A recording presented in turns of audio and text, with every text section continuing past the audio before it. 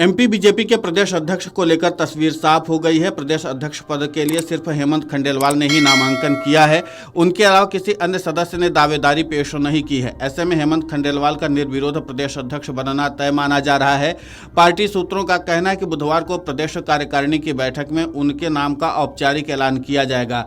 नामांकन के दौरान CM doctor Mohan Yadav, VD Sharma, केंद्रीय मंत्री शिवराज सिंह चौहान, केंद्रीय मंत्री ज्योतिरादित्य सिंधिया, केंद्रीय मंत्री वीरेंद्र खटीक, प्रदेश बीजेपी अध्यक्ष वीडी शर्मा, मंत्री प्रहलाद पटेल, डिप्टी सीएम राजेंद्र शुक्ल, डिप्टी सीएम जगदीश देवड़ा और मंत्री राकेश सिंह समेत कई नेता प्रस्तावक के रूप में उनके साथ मौजूद रहे।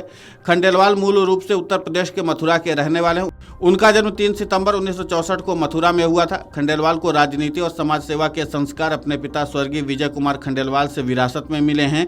विजय कुमार खंडेलवाल भाजपा से सांसद रह चुके हैं। पिता के निधन के बाद हेमंत खंडेलवाल ने उनकी राजनीतिक और सामाजिक विरासत को संभाली। हेमंत अपने पिता के समय से ही जनसेवा के लिए समर्पित रहे हैं। जानकारी के अनुसार हेमंत खंडेलवाल के सक्रिय राजनीतिक सफर की शुरुआत 2008 में हुई थी। दरअसल पिता विजय कुमार खंडेलवाल के निधन से बैतूल लोकसभा सीट खाली हो गई। इस दौरान हुए उपचुनाव में भाजपा ने हेमंत खंडेलवाल को टिकट देकर चुनावी मैदान में उतारा। हेमंत का सामना कांग्रेस के प्रत्याशी सुखदेव पांसे से था। इसके बाद 2013 के विधानसभा चुनाव में कांग्रेस के हेमंत को हराकर विधायक बने और 2018 तक बैतूल लोकसभा क्षेत्र का प्रतिनिधित्व किया। 2018 के विधानसभा चुनाव में भाजपा ने उन्हें फिर प्रत्याशी बनाया, लेकिन इस बार वे कांग्रेस के नीले डांगा से चुनाव हार गए। 5 साल बाद 2023 में हुए विधानसभा चुनाव में भाजपा ने एक बार फिर खंडेलवाल पर भरोसा जताया। इस बार उन्होंने कांग्रेस के नीले डांगा को हराकर पारिवारिक सीट पर फिर से कब्जा कर लिया। हेमंत खंडेलवाल ने अपने राजनीतिक जीवन में हमेशा से जनता की समस्याओं को प्राथमिकता दी है। क्षेत्र के विकास, सड़क, शिक्षा, स्वास्थ्य, पेयजल और किसानों के मुद्दे पर वे हमेशा मुखर होकर और सक्रिय होकर के बात करते आए हैं।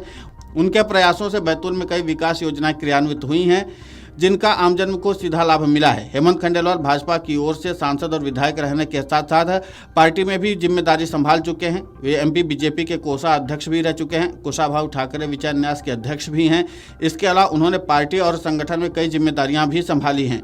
हेमंत खंडेलवाल नेता होने के साथ साथ उद्योगपति और किसान भी हैं। उन्होंने बीकॉम और एलएलबी की डिग्री ले रखी है। उन्होंने 12 फरवरी 1990 में रितु खंडेलवाल से विवाह किया था। दोनों के 2 बच्चे हैं, जिनमें एक बेटा और एक बेटी है। उनके पिता पूर्व सांसद विजय कुमार खंडेलवाल का निधन हो चुका है। मां कांति खंडेलवाल परिवार के साथ ही रहती हैं।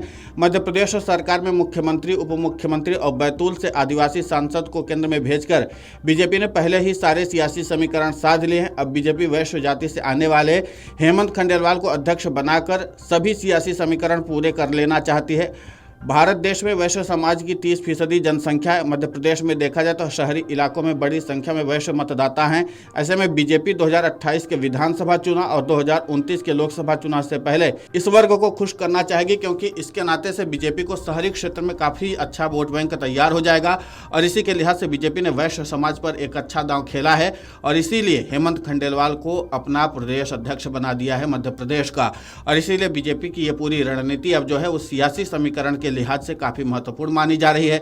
दूसरी सबसे अहम बात यह है कि पार्टी के सीनियर नेता भी हैं और इसके साथ साथ उनकी छवि भी बेहद साफ सुथरी है। उन पर कोई दाग नहीं लगा हुआ है। ऐसे में बीजेपी के पास एक अच्छा मुखर नेता मिल जाएगा जो लगातार पार्टी की राजनीति को और भी ज्यादा मजबूती देगा। तो जाहिर सी बात है कि हेमंत खंडेलवाल पर बीजेपी ने ऐसे ही दांव नहीं खेला है, बल्कि बीजेपी की एक सोची समझी रणनीति है कि इसके नाते से सियासी और जातीय समीकरण को भी साधा जा सकता है और इसीलिए बीजेपी ने मध्य प्रदेश में हर उस समीकरण को साधने की पूरी कोशिश की है। Video desk amarujala.com। अगर आप ये वीडियो YouTube पर देख रहे हैं तो हमारे चैनल को सब्सक्राइब कर बेल आइकन दबाएं और Facebook पर देख रहे हैं तो हमारे पेज को लाइक करें।